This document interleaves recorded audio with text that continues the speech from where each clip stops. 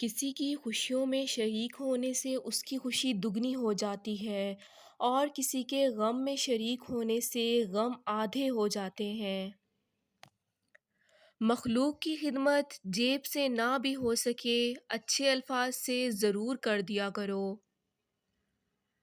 قدر اور وقت بھی کمال کے ہوتے ہیں، جس کی قدر کرو وہ وقت نہیں دیتا اور جس کو وقت دو وہ قدر نہیں کرتا۔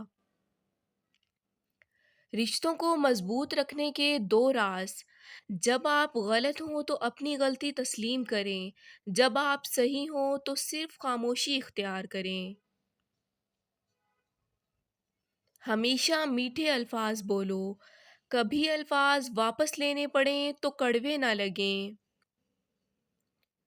حضرت علی: پسند اس کو نہ کرو جو دنیا میں سب سے زیادہ حسین ہو، بلکہ پسند اس کو کرو جو تمہاری عزت کرتا ہو۔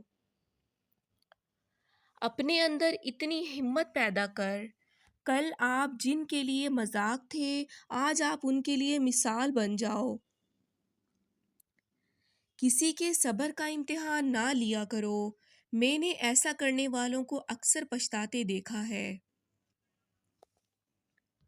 حساب رکھا کریں، آج کل لوگ پوچھ لیتے ہیں تم نے میرے لیے کیا کیا ہے؟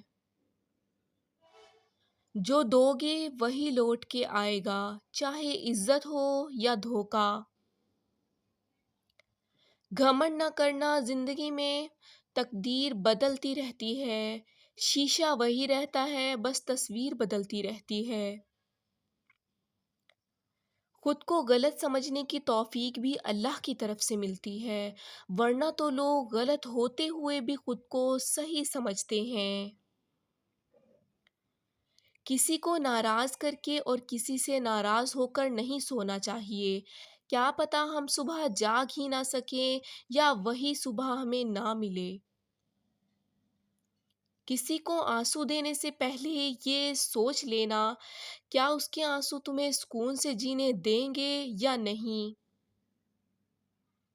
اکیلے ہونے کی سب سے اچھی بات یہ ہے کہ جب آپ پریشان ہوں، آپ اداس ہوں، آپ کو سننے والا صرف آپ کا اللہ ہوتا ہے۔